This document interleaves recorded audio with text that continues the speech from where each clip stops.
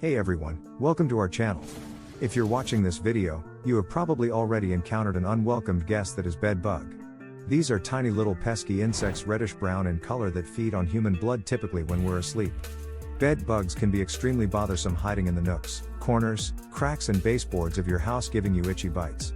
Today in this video we are going to talk about how you can take control and get rid of these pests with some easy DIY tips and tricks before calling in the professional help. Tip number 1. Make vacuum your best friend. Since bed bugs love to hide in the seams of your mattress, clothes and cracks around your bed, make sure to vacuum every crevice.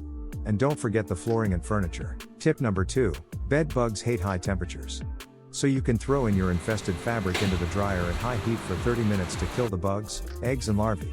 Tip number 3. Use diatomaceous earth, a natural powder that is non-toxic for humans and pets but deadly to bed bugs.